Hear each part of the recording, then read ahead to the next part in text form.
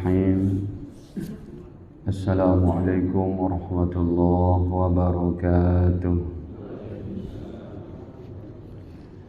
Innal hamdalillah nahmaduhu wa nasta'inuhu wa nastaghfiruh wa na'udzu billahi min shururi anfusina wa sayyiati a'malina. Man yahdihillahu fala mudilla lahu ومن يضلل فلا هادي له أشهد أن لا إله إلا الله وحده لا شريك له وأشهد أن نبينا محمدا عبده ورسوله لا نبي بعده اللهم صل وسلم على نبينا محمد وعلى آله وصحبه ومن تبعهم بإحسان إلى يوم القيامة أما بعد. فيا معشر المسلمين والمسلمات أوصيكم ونفسي بتقوى الله فقد فاز المتقون. قال الله تعالى يا أيها الذين آمنوا اتقوا الله حق تقاته ولا تموتن إلا وأنتم مسلمون. Alhamdulillah, para hadirin jamaah yang dirahmati Allah, puji syukur kepadanya atas segala limpahan nikmatnya kepada kita, terutama sekali nikmat iman, nikmat Islam, serta nikmat sehat afiat. Salawat beserta salam semoga senantiasa tercurahkan kepada Nabi mulia Nabi Muhammad sallallahu alaihi wasallam beserta keluarga, para sahabat, dan kita juga umatnya sampai akhir zaman nanti. Amin ya rabbal alamin.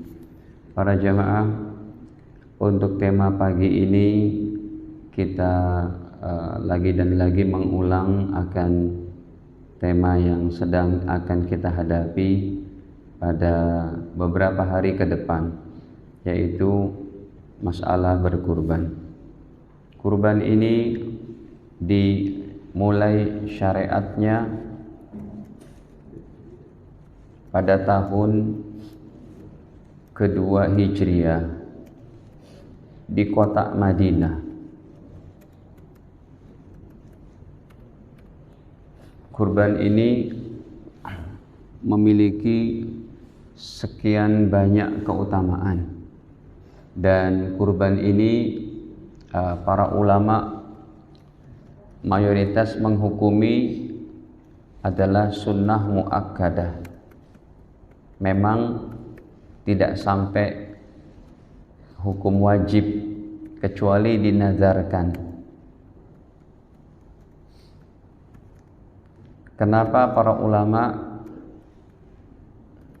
menyatakan hukumnya sunnah? Karena tidak ada satu ancamannya. Kalau ada orang yang mampu tapi tidak berkurban, ancamannya neraka, ancamannya dilaknat, ancamannya dibenci yang sangat oleh Allah. Tidak ada. Ya, tidak ada satu hadis pun seperti itu. Makanya para ulama menghukumi hukumnya sunnah muakkadah. Ya, sunnah muakkadah ini bagi yang mampu.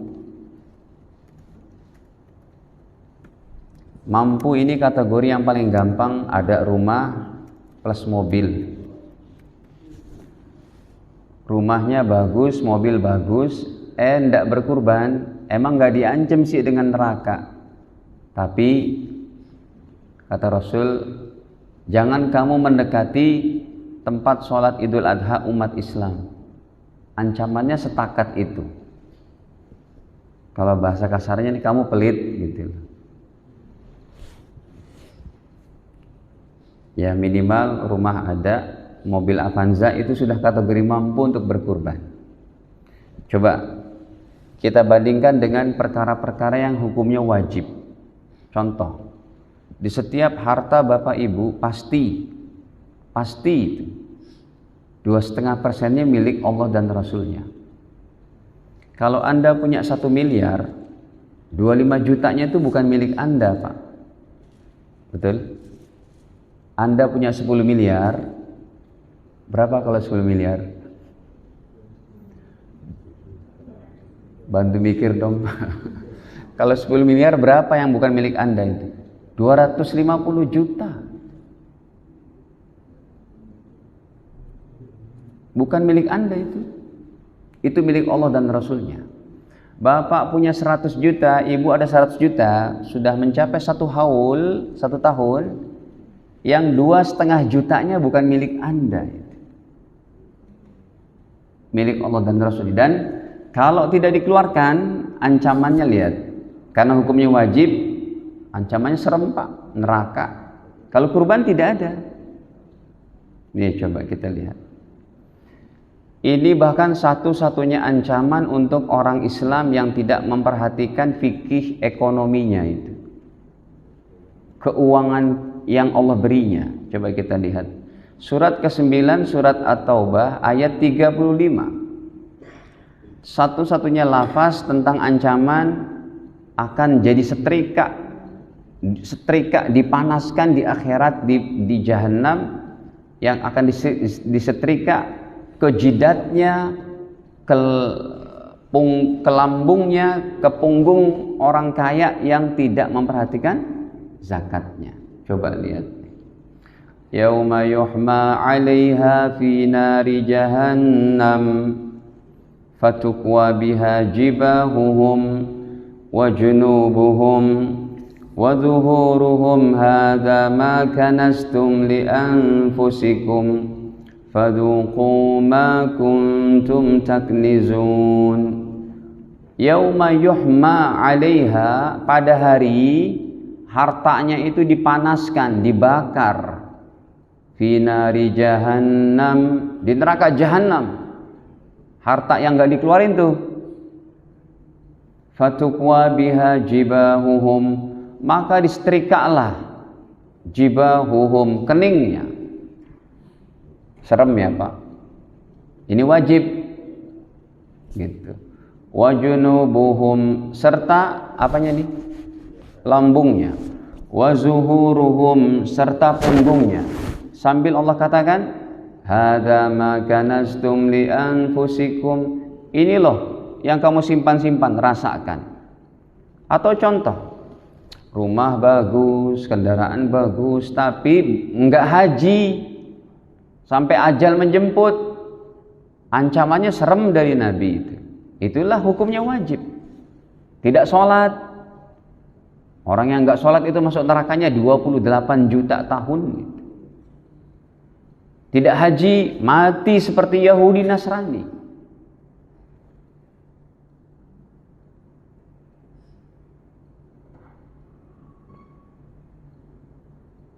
Nih contohnya hadis Imam Tirmidzi. Jazakumullah khair. Ustadz paling banyak bungkusannya.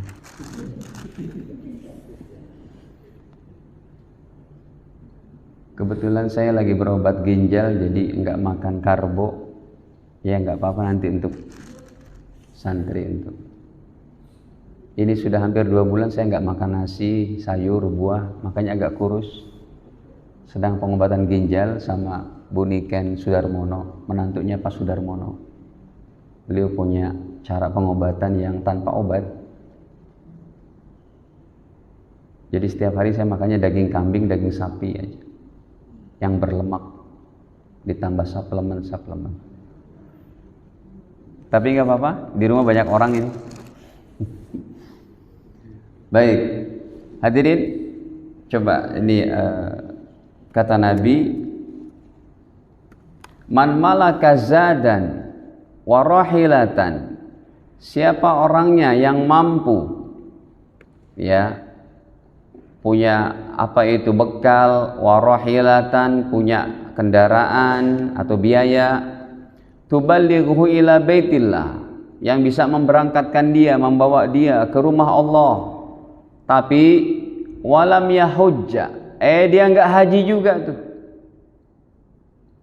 Harta ada, rumah bagus, kendaraan bagus, enggak haji juga. Apa ciri-ciri orang sudah diterima hajinya dari niatnya? Store dulu. Sumpamanya sekarang ada orang sudah store nih 25 juta, naik yang reguler. Kan 20 tahun tuh Pak. ya. Kita daftarin anak-anak kita yang masih SMA, berakatnya 2040 Pak. Gitu. Kan store dulu tuh. Itu menunjukkan orang yang mampu itu dia sudah bebas kewajiban. Nanti tinggal kuotanya datang tahun berapa, tinggal melunaskan. Nah, tapi dia enggak nih. Kata Nabi, walam yahujja, dia tidak haji, fala alaihi ayyamut, awas saja dia kalau meninggal dunia, yamut yahudiyan au nasraniyan. Meninggal dalam keadaan Yahudi Nasrani, itu dosanya. Hadirin, kalau berkurban tidak demikian, karena hukumnya sunnah muakkadah. Paling tinggi begini hadisnya, kita buka riwayat daripada Al-Imam Ibnu Majah 3200 sekian, ya. Kata Nabi bahwa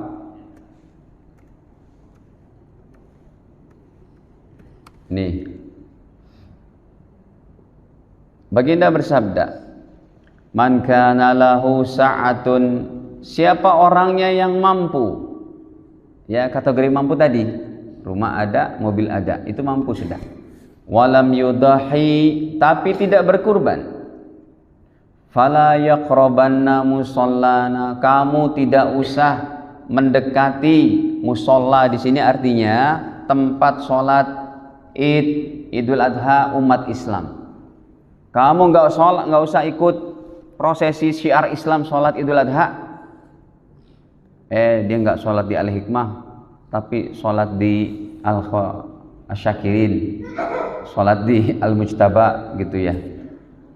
Sholat di sini nih ada masjid. Kata Nabi, nggak boleh juga. Diancamnya setakat itu, nggak ada neraka. Makanya hukumnya sunnah muakkadah. Tapi sayang nih Pak, ya, kalau ada orang mampu tidak berkurban satu kambing pun. Hadirin, kita masuk saja. Yang pertama, apa keutamaan kurban itu yang meninggikan derajat kita?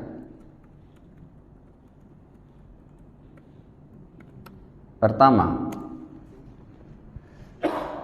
bahwa berkurban pada tanggal 10 Zulhijjah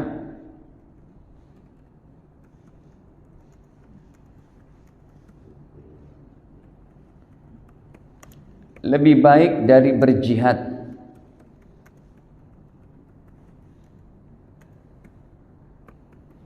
Dari jihad fi sabilillah. Insya Allah 1 Zulhijjah akan datang besok nih. Ya, sudah 1 Zulhijjah tuh Pak.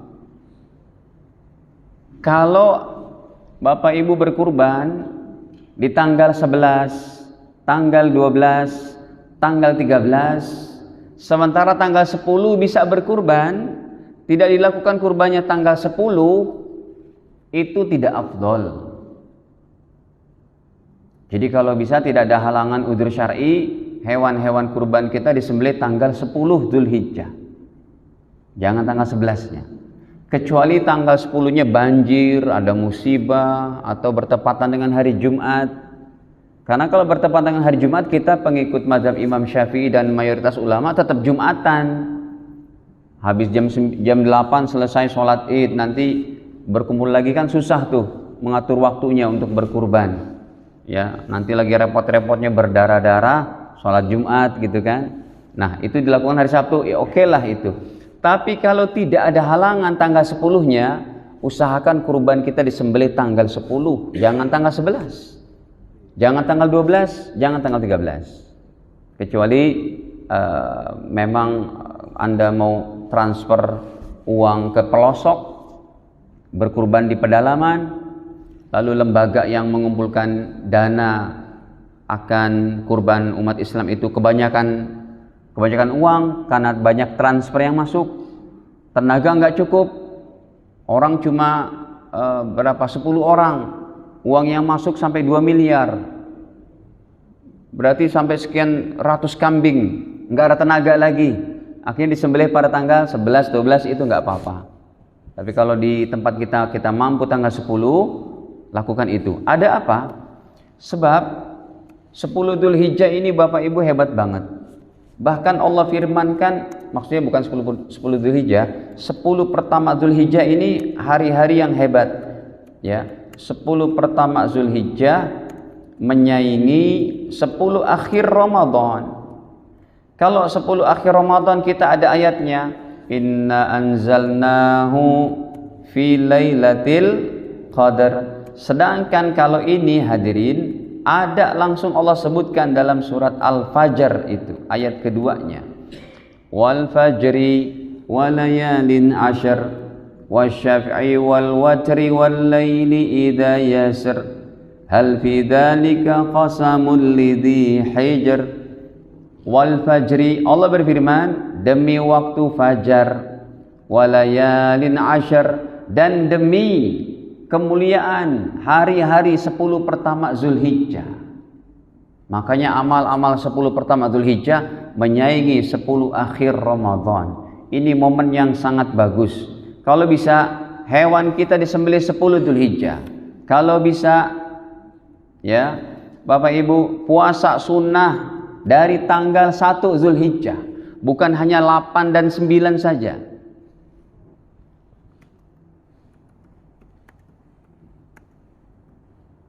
Satu sampai 9 Zulhijjah, 1 sampai hari Arafah. Kalau bisa ya 10 pertama Zulhijjah ini lebih kencang lagi ini amalannya, yaitu khatam Quran 10 hari. Berarti 1 hari 3 juz, lebih kencang daripada Ramadan yang sebulan khatam 1 kali. Kenapa begitu? Kenapa para ulama menganjurkan itu?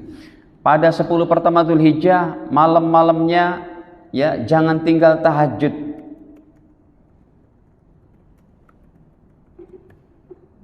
Kemudian berzikir secara mutlak di kantor, di pasar, di jalan, ya Allahu Akbar ataupun Subhanallah, Alhamdulillah. Ya. Zikir di setiap waktunya.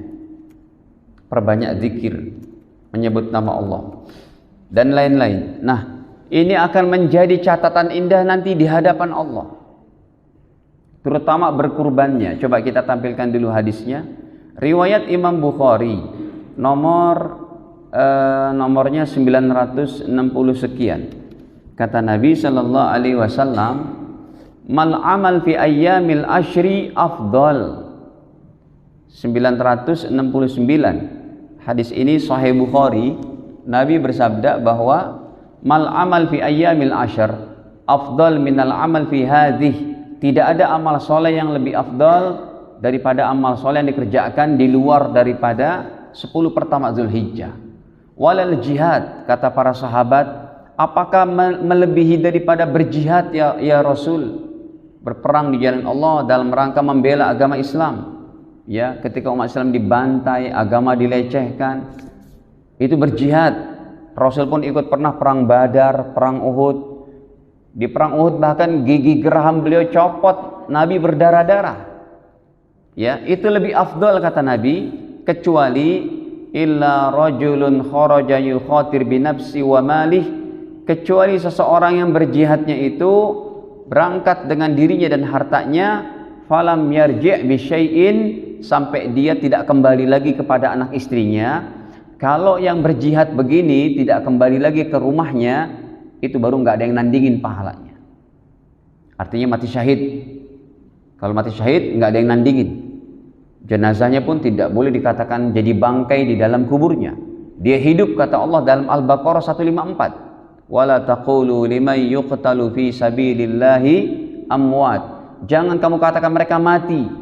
Bal ahya'u walakin la tash'urun. Akan tetapi mereka hidup.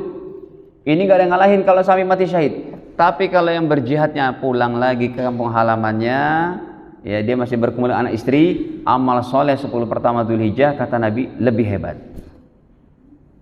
Nah, ini Bapak Ibu kalau bisa dilakukan tuh. Masih mampu gak kira-kira khatam Quran 10 hari? Dikenjot dikit lah. Kenapa? Karena ayat-ayat tentang surga dan neraka hari ini baru cerita. Ya, wasari'u ila maghfiratin mir rabbikum wa jannah. Carilah ampunan Allah, bersegera juga mencari surga Allah. Ada surga Firdaus, surga Aden, surga Naim, ya, ada juga air sungai dari arak, sungai madu, sungai susu, sungai air tawar. Nanti Bapak Ibu ganteng dan cantik di surga. Itu baru cerita. Umurnya 30-33 tahun. Kalau Anda mau merasakan makanan yang lezat, burung merpati sedang lewat, Anda berkata, aduh enak banget ya kalau makan sate merpati. Tiba-tiba merpati itu nukik, udah jadi sate gitu. Itu baru kabar saja tuh, baru cerita. Akhirat hari ini baru cerita. Maksudnya apa? Kehidupan kita di dunia nanti di akhirat kebalikan, akan jadi cerita. Kita mau buat cerita yang baik apa buruk nanti di akhirat. Ini kalau kita amalkan, nanti Allah buka. Dibuka catatan kita oleh Allah, kata Allah, Masya Allah, ini jamaah Al-Hikmah di Kafling AL Duren Sawit, khatam Quran 10 hari. Kayak ini jarang umat Islam, hamba-hambaku melakukannya ini. Kata Allah, ini hebat sekali. Ya, nggak tahu ya nanti Allah nanya, ini ustadznya siapa? Gitu. Kira ustadznya ngamalin nggak? Gitu. Kalau ustadznya nggak ngamalin pun nggak dapet tuh Pak. Harus ngamalin dulu. Jadi 10 pertama Dzulhijjah ini hebat banget Pak. Menyaingi 10 akhir Ramadan. Jadi yang pertama adalah ya kurban pada 10 pertama Dzulhijjah lebih hebat dari jihad fi sabilillah. Usahakan itu ya tanggal 10. Yang kedua, keutamaan kurban yang kedua hadirin, setiap tanduk, padahal tanduk ini nggak bisa dimakan, tapi dihitung jadi kebanggaan nanti di padang mahsyar. Setiap tanduk, bulu-bulu, ya, kemudian kuku-kuku dan lain-lain, kuku-kuku hewan kurban akan dibanggakan di padang mahsyar. Ya di hari kiamat deh. Ustadz, apa bedanya? Atau nanti nomor 3-nya ini. Setiap bulu-bulu hewan kurban dinilai oleh Allah Subhanahu wa taala 1 pahala. Ini enggak didapati kalau Bapak Ibu bersedekah hari ini dengan kambing. Nanti nih habis sholat subuh ada jamaah yang sembelih kambing. Tujuannya apa? Syukuran. Anak saya lulus S2 nilainya kemlaut, sumpamanya gitu. Saya syukuran Pak Ustadz. Itu Anda sedekah sembelih kambing, apa bedanya sembelih kambing hari ini dengan nanti tanggal 10 Dzulhijjah? Bedanya, kambing yang Anda sedekahkan untuk jamaah, bersyukur kepada Allah, itu dihitung yang bisa dimakan saja pahalanya. Tanduknya, bulu-bulunya nggak dihitung. Kalau ini nanti berkurban, 1 bulunya dinilai 1 pahala. Kambing tuh bulunya ada berapa Bapak Ibu? Ada yang pernah hitung? Ada yang pernah hitung bulu-bulu sapi yang sangat lentik gitu? Sapi tetap ada bulunya, lebih banyak dari kambing. Ada yang bisa hitung? Itulah pahala kurban. Begitu hebatnya. Jangan disia-siakan. Makanya nanti saya buatkan simulasinya. Kurban itu makin tahun, dari tahun ke tahun itu maksimalnya bebas, unlimited kebaikan ini. Dengan dalil kita berikan nanti. Jadi setiap bulu-bulu hewan kurban dinilai 1 pahala. Coba aja Bapak Ibu kalau nggak ada kerjaan besok, ambil kulitnya hitung 1, 2. Rajin banget Ustadz. Sampai kapan kelarnya itu? Nih kita berikan hadisnya. Tanduknya dulu ya. Tanduknya nanti baru bulunya. Tanduknya itu dinilai pahala oleh Allah dalam hadis Imam Tirmidzi. Nomornya 1500 sekian. Ya sekiannya 72 atau derajatnya Hasan 1572. Kata Nabi sallallahu alaihi wasallam, ya, baginda bersabda bahwa wa innaha la ta'ti yaumal qiyamah bikuruniha. Orang yang pernah berkurban akan datang nanti pada hari kiamat bikuruniha, dengan tanduk-tanduknya dibanggain itu. Wa asy'ariha, dengan bulu-bulunya. Wa azlafiha, dengan kuku-kukunya. Ya, ini sunnah berkurban yang berulang setiap tahun untuk kita cari pahala sebanyak-banyaknya dari Allah. Kemudian yang nomor 3-nya tadi kan bulu-bulunya. Setiap bulu satu pahala. Apa kata Nabi? Kita buka dari hadis Imam Ibnu Majah. Nomornya 3247. Langsung aja kepada hadisnya. Kata baginda, bikulli sya'ratin hasanah. Ketika sahabat bertanya, ya Rasul, apa sih pahala dari berkurban? Kata Nabi, jangankan dagingnya. Bikulli sya'ratin hasanatun, setiap satu bulunya, satu rambutnya, hasanatun, satu pahala. Wa bikulli sya'ratin minasub hasanah. Dan setiap daripada satu bulu daripada hewan domba, satu pahala. Kemarin saya lewat di mana ya? Ada yang udah jual tuh di pinggir jalan. Cakep-cakep dombanya. Oh, di dekat-dekat Bekasi kita. Saya lihat ini domba-domba yang hebat sekali, domba Garut sampai tanduknya begini tuh. Berapa nih Bang harganya? Ini 6 juta Pak Ustaz. Mahal-mahal itu. Mungkin ya kayak peranakan domba Garut yang dipertandingkan itu. Kan kalau yang dipertandingkan gak dikurbankan tuh. Harganya 50 juta sampai 200 juta gitu. Ada di YouTube-nya saya lihat kambing domba Garut melingkar-lingkar gitu, apanya? Tanduknya itu. Itu nggak dijual. Kalau berkurban pakai itu Pak, yang 200 juta gitu. Yang menang dibeli sama bupatinya 200 juta. Ada lombanya itu. Baik, hadirin, ini satu bulu satu pahala. Kemudian yang keempat. Pahala yang keempat adalah setiap hewan kurban kita akan jadi kendaraan. Kalau ini memang hadisnya lemah. Setiap hewan kurban jadi kendaraan di jembatan Sirat. Jangan bilang Siratul Mustaqim ya. Itu jalannya tidak lurus. 1000 tahun menanjak, 1000 tahun menurun, 1000 tahun landai. Jadi jangan disebut jembatan Siratul Mustaqim, tapi jembatan Sirat saja. Ini fase alam akhirat yang akan kita lewati, yang lebih tajam dari pedang, lebih halus daripada satu helai rambut. Orang yang berkurban akan menaiki jadi kendaraan dari setiap hewan yang dikurbankan. Tapi gimana Ustaz, kambing saya kan kecil, masa kita naikin?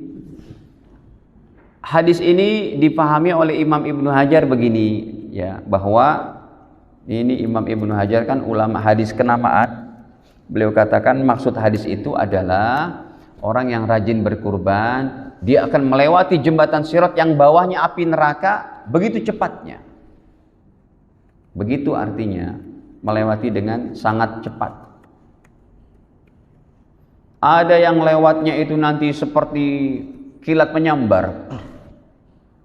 Ya, ada yang lewatnya itu seperti pacuan kuda. Ada yang lewatnya nanti seperti orang berlari. Ada yang melewati jembatan Sirat kalau amalnya malas-malesan, ya sholatnya sekali di rumah, seminggu di rumah gitu ya. Sekali ke masjid, itu berjalan kaki. Ada yang sambil merangkak. Ya, nah ini kalau yang sambil merangkak mungkin orang Islam yang sholatnya cuma tiga waktu sehari. Ada yang dia berjalannya sambil ngesot. Kalau ngesot ini mungkin yang sholatnya setahun 2 kali. Ada yang dia baru apa? Baru berjalan di Sirat itu dijatuh. Nah ini kata Imam Ibnu Hajar, orang yang dia berkurban dengan yang terbaik maka melewati dengan sangat cepat. Coba kita lihat hadisnya. Tapi ini hadis lemah ya Bapak Ibu. Saya sampaikan saja karena masih dalam kategori motivasi beramal, masih tidak apa-apa. Nah, ini hadisnya cukup jauh memang. Belum saya buka rupanya. Salah ya. Pantes salah. Bahasa Arabnya salah. Nih, kata Nabi, istafrihu matoya, istafrihu dohayakum. Perindahlah hewan-hewan kurban kalian, perbaguslah. Maksudnya perbagus tuh dari sisi besarnya, tanduknya, warnanya yang putih, begitu. Istafrihu duhayakum, perbaguslah hewan-hewan kurban kalian. Kenapa? Fa innaha matayakum, karena sesungguhnya hewan-hewan kurban itu jadi kendaraan-kendaraan kalian ala sirati, ketika berada di jembatan sirat. Baik. Yang kelima hadirin,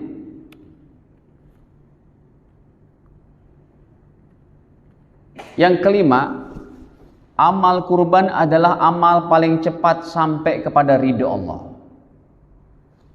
Salat ini yang terbaiknya, tapi tidak ada kata-kata dari Nabi langsung sampai kepada ridho Allah. Haji, zakat, itu masing-masing punya keutamaan. Kalau kurban,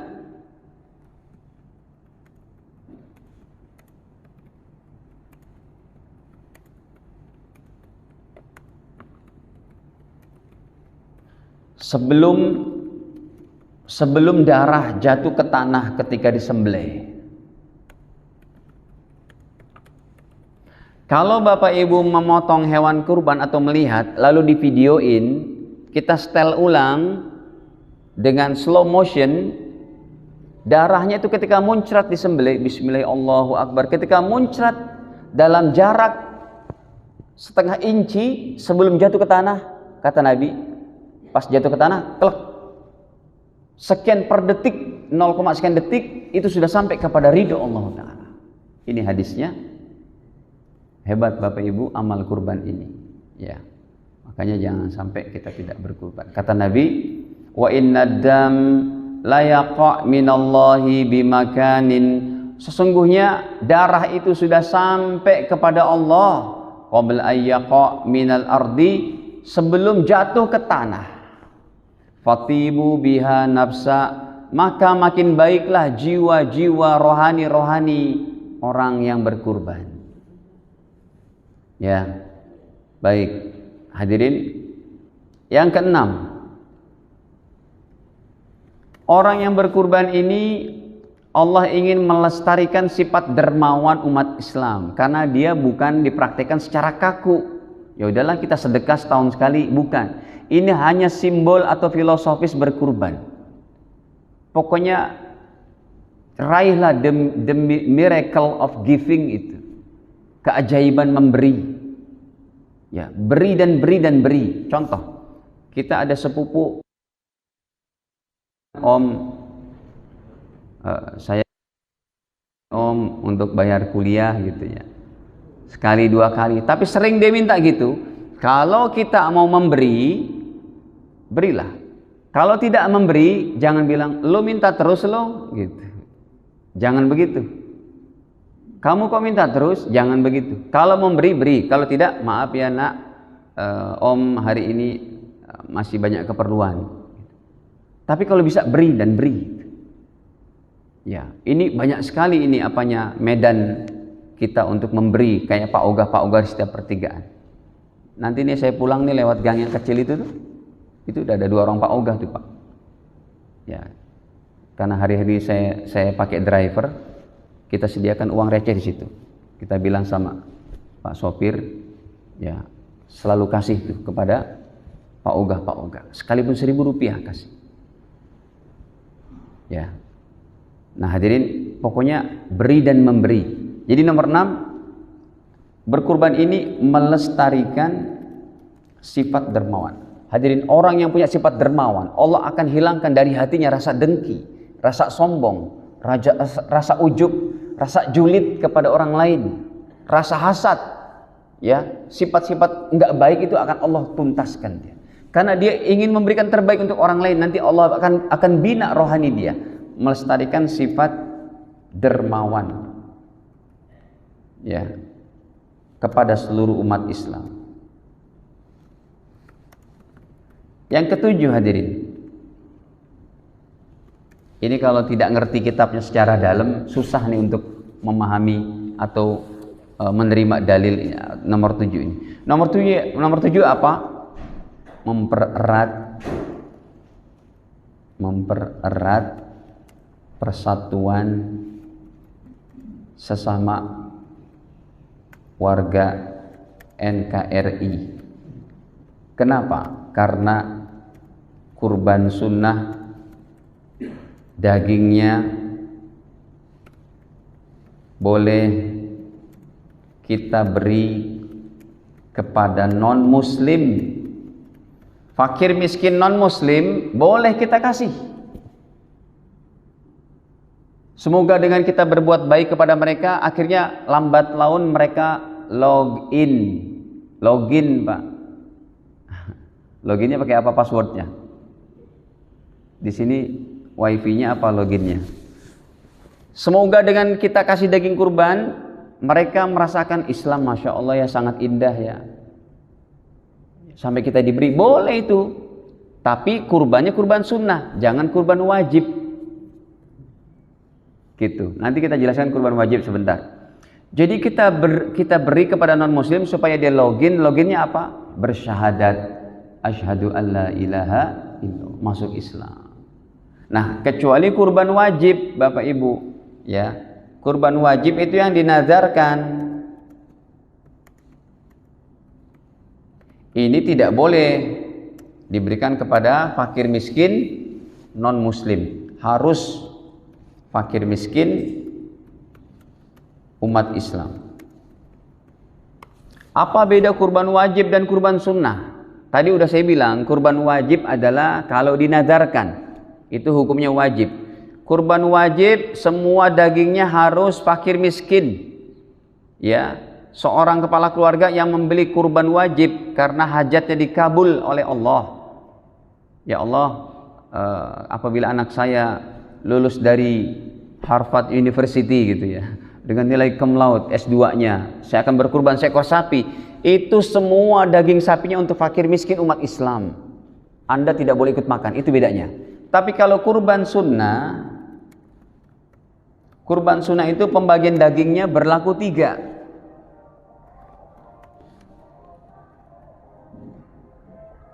Ya, kurban sunnah bagi dagingnya berlaku surat Al-Hajj ayat ke-36 itu. Ada 3 pembagiannya itu. Jadi kalau kurban sunnah Bapak Ibu boleh makan, kan boleh makan sunnah. Sunnah ambil sedikit kalau memang mampu, jaraknya di sini gitu ya. Kalau saya Ustadz, ya kan warga sini udah kayaknya bosan dengan daging ya Pak ya. Ya, Anda semudah untuk beli abuba, beli just us, steak just us ataupun all you can eat. Kan banyak di sini all you can eat. Itu kan daging semua. Kalau Anda sedekahkan semua dagingnya kepada fakir miskin, itu lebih afdal. Makanya panitia kurban sunnah ini jangan sampai panitia nanti kena titel haram. Ya, daging, karena kalau kurban sunnah itu boleh kita bagi sama tetangga kita yang mampu nih. Rumah bagus, mobil ada, tapi nggak berkurban, boleh kita kasih tuh satu kantong. Tapi harus minta izin dari pemilik hewan. Caranya gimana? Setiap warga yang berkurban di daerah di masjid kita itu dituliskan di bawah formnya itu NB. Mohon diikhlaskan ya Bapak Ibu, ini kita akan bagikan kepada orang-orang yang mampu juga dan para jamaah yang membantu bekerja di sini, bukan sebagai alat bayar tapi sebagai it'am saja, memberikan makan daging kepada mereka. Boleh seperti itu. Nah, ini coba kita lihat dagingnya. Bukan lihat daging, lihat ayatnya maksudnya. Dalam surat Al-Hajj ayat ke-36, ini pembagian untuk kurban sunnah.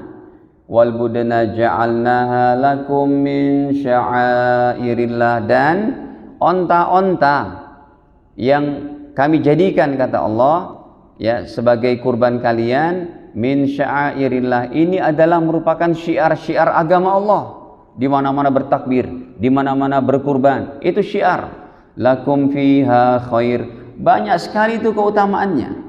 Fadhkuru ismallahi 'alaiha shawaf, maka sebutlah, bacalah bismillah ketika menyembelihnya, shawaf, sambil berdiri. maksudnya onta itu disembelih sambil berdiri. Kalau sapi dan kambing direbahkan. Fa idza wajabat junubuha, kalau hewannya sudah jatuh mati, fakulu minha, kalian yang membeli hewan kurban itu boleh memakannya, kata Allah. Silakan. Yang kedua, wa at'imul qani', boleh diberi kepada tetangga yang mampu, bukan fakir miskin. Yang ketiga, wal mu'tar, dan juga bagus banget untuk diberi kepada pengemis, peminta-minta, ya dalam hal ini fakir miskin. Itu kurban sunnah, kita boleh ambil sepertiga, tapi yang paling banyak sepertiga ya. Jangan yang lain, jangan lebih, tapi kurang dari itu lebih afdal. Baik, hadirin para jamaah dirahmati Allah, sekarang simulasinya begini. Kurban itu, ada ustadz terkenal menjelaskan, satu kambing cukup satu keluarga. Tidak boleh. Satu kambing bukan untuk satu keluarga. Jadi satu kambing itu adalah satu jiwa. Satu jiwanya ini bersama keluarga. Itu betul kalau begitu. Tapi kalau satu kambing terimalah ya Allah dari keluarga 11 orang, itu tidak sah. Tapi kalau ya Allah terimalah satu kambing dari bapak A dan keluarga, itu sah. Dipahami kata-katanya. Satu kambing disembelih untuk sekeluarga, keluarga besar, ada 25 orang, tidak sah. Tapi keluarga besarnya 25 orang, diniatin satu orang dulu, itu sah. Ya Allah terimalah kambing ini dari bapak fulan dan keluarga, itu sah. Mau berapa saja tuh yang diniatin. Jadi hadirin, contohnya gini yang paling gampang untuk tidak sahnya satu kambing itu beramai-ramai. Siswa di sini ada SMA berapa Pak? Siswa SMA B gitu. Ada 40 siswa, 40 orang. Masing-masing ada pembelajaran kurban dari gurunya. Masing-masing bayar 100.000. Saat itu terkumpul berapa? 4 juta. Betul? Sudah isyarat belum? Sudah ya, tinggal berapa menit lagi sebentar. 100.000, jadi berapa terkumpul? 4 juta. Dibelikanlah, dapat satu kambing oleh gurunya. Disembelih sama gurunya. Ya Allah terimalah kurban ini satu kambing dari 40 siswa. Tidak sah. Bisa dipaham? Mana ada kambing boleh patungan 40 orang. Tapi gurunya Pak udah ngaji dia setiap hari Ahad ketiga nih di Al-Hikmah. Dia ngerti, kata guru, iya ini satu kambing, kan memang pembelajarannya bagus untuk para siswa, tapi kan nggak sah. Ya Allah terimalah disembelih sembelihan kambing ini kurban dari 40 siswa, tidak sah. Si guru berpikir ini harus nama satu orang dulu. Kan setiap dulu kita sekolah SMA kan ada ibu kantin, pak kantin kan, yang rumahnya tinggal di situ, yang tempat jaga sekolah gitu. Ya, di SMA 8 SMA terbaik, di SMA Budut, di SMA 68, ya itu kan ada semua kantin-kantinnya itu. Penjaga sekolah, akhirnya si guru panggil, Pak penjaga sekolah sebentar. Iya ada Pak guru, ini loh siswa yang saya jadi wali kelasnya, ada 40 siswa belajar berkurban, kan nggak bisa tuh diniatin 40 orang, ini kami hadiahkan untuk Bapak, nanti Bapak niatin pahalanya untuk 40 siswa. Jadi pas disembelih, ya Allah terimalah kurban ini dari bapak penjaga sekolah plus 40 siswa. Itu keren baru. Jadi kalau Anda nyembelih satu kambing aja, ya Allah terimalah kurban dari saya, keluarga, bapak ibu saya yang sudah meninggal, mertua laki perempuan juga saya yang sudah meninggal, itu boleh semuanya. Asal satu jiwa dulu sebutin. Dah. Jadi satu kambing, satu jiwa.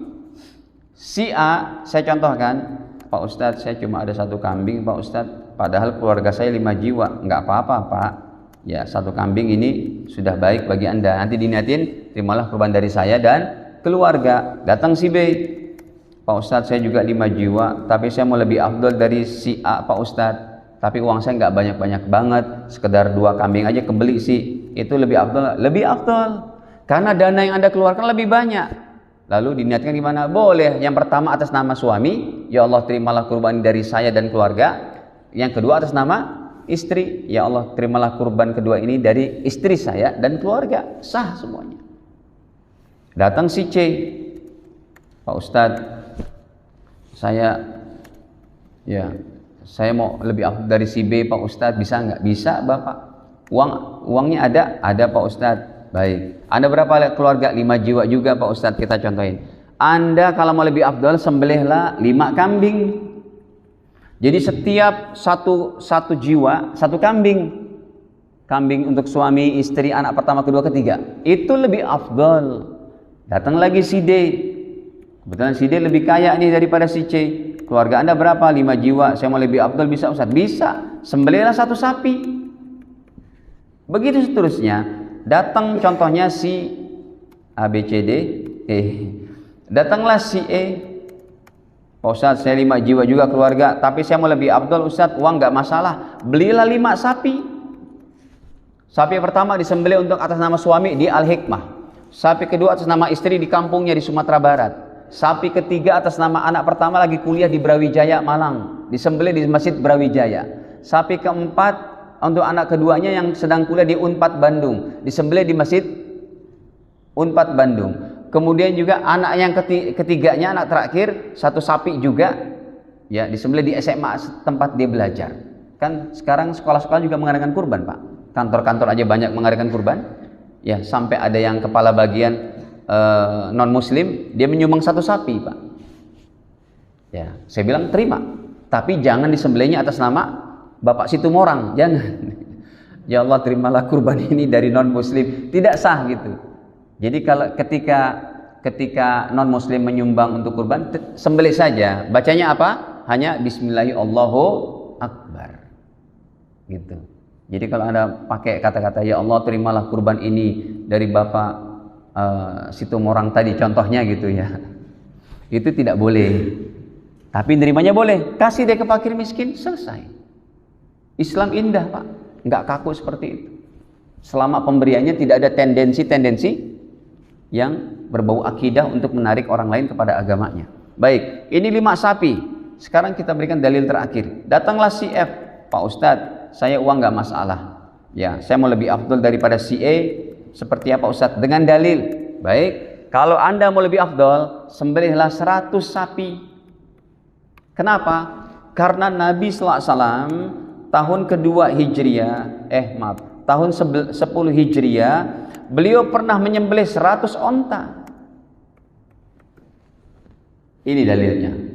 Ini terakhir deh. Ya, hadirin, jadi begitu fikih kurban.